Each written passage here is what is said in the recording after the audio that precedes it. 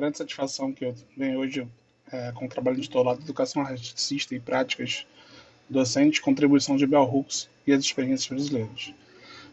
Este artigo representa uma reflexão profunda sobre alguns desafios mais urgentes da educação brasileira contemporânea, a construção efetiva, então, de uma educação verdadeiramente antirracista. E para isso eu trago contribuições fundamentais da intelectual Bell Hooks, em diálogo com experiências pedagógicas desenvolvidas recentemente em diversas regiões do Brasil.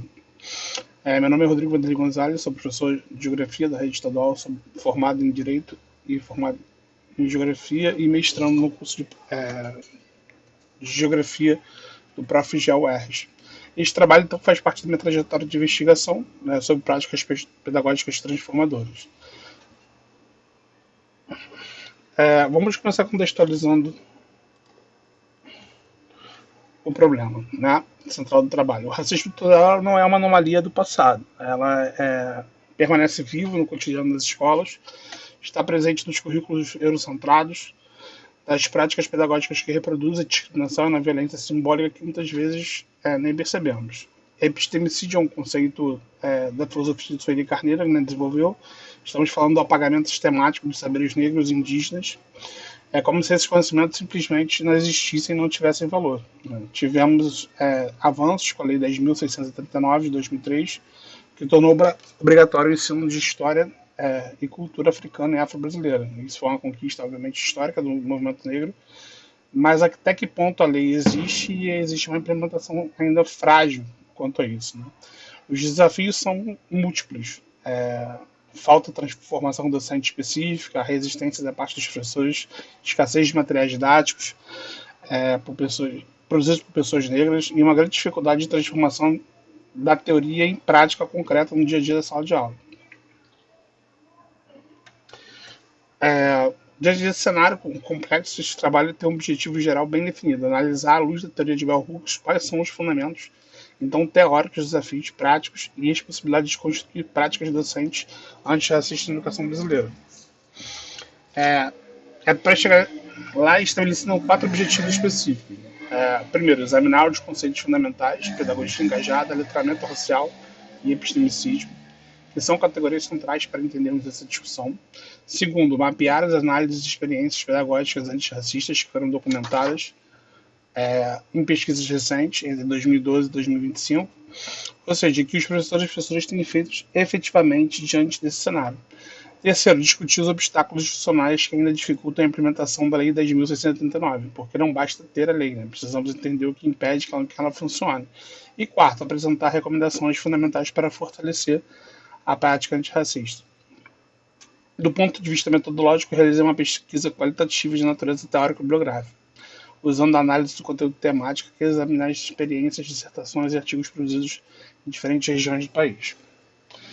Bell Hooks e a pedagogia do engajada foi uma das intelectuais negras mais importantes do século XX, no início do século XXI. Ela nos deixou contribuições fundamentais para pensarmos a educação.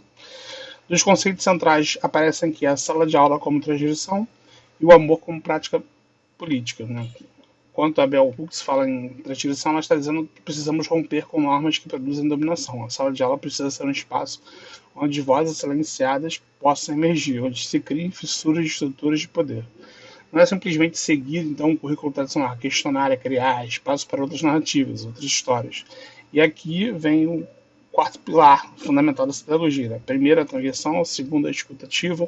Terceiro, o diálogo horizontal. E quarto, a crítica à neutralidade.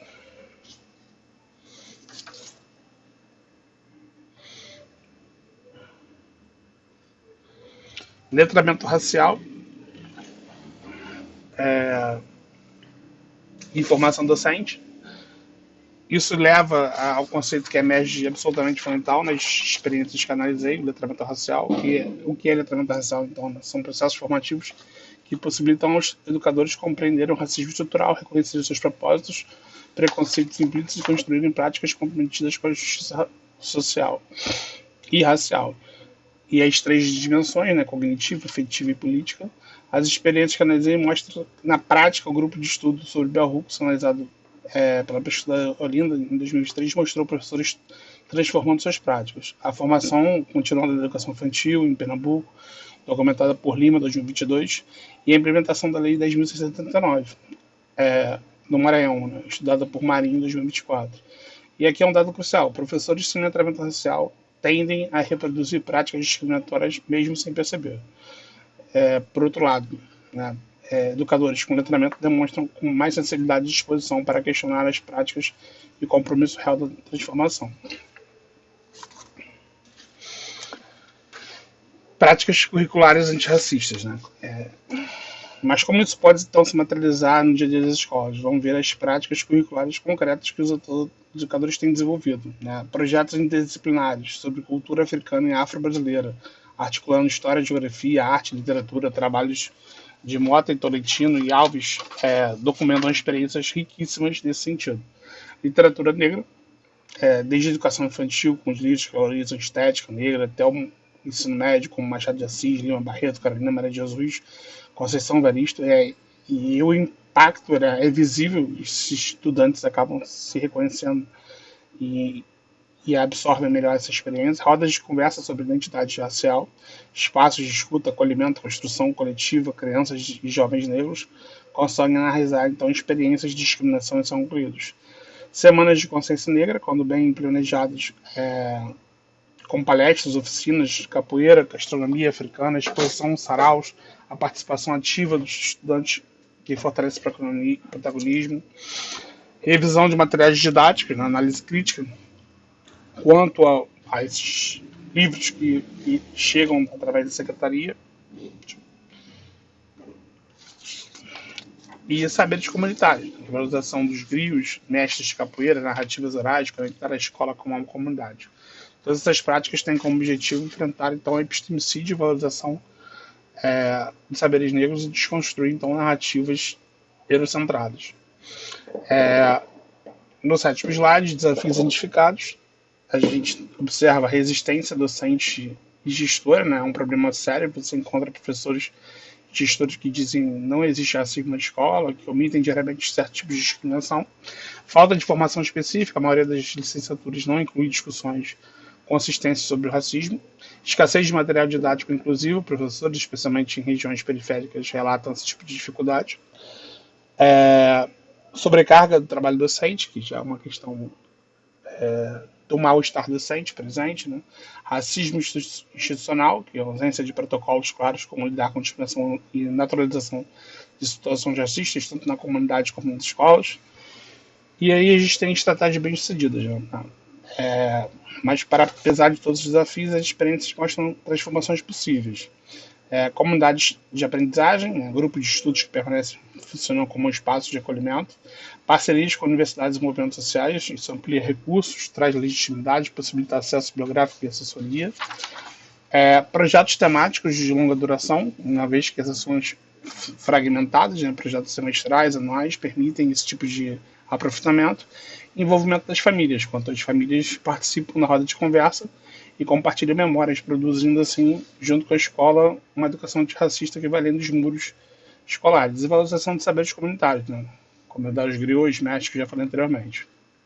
Recomendação. Com base nessa análise, então, a gente tem alguns eixos, né? Primeiro eixo é a formação continuada e sistemática. Segundo eixo, revisão curricular profunda. Terceiro eixo, materiais inclusivos, né? Políticas públicas que precisam incentivar, financiar a produção de materiais intelectuais negros e indígenas. Quarto eixo, comunidades de aprendizagem, né? Criar grupos permanentes, redes colaborativas com tempo remunerado para a participação. Quinto eixo, políticas públicas articuladas, né? De longa duração, que transcendem mandatos políticos específicos. E sexto eixo, apoio institucional. Os gestores escolares precisam assumir, então, explicitamente o compromisso com a educação antirracista, em comparar projetos pedagógicos. Ainda nas recomendações, a gente tem a representatividade negra no magistério, que é importante, a existência de professores negros, tá? É uma minoria. Bolsa de para estudantes negros na formação docente. O oitavo eixo, avaliação da participação de monitoramento, realizar diagnósticos participativos envolver toda a comunidade. E a conclusão, a efetivação de uma educação racista, ela vai passar pela transformação profunda de práticas docentes, currículos e culturas institucionais. Muito obrigado.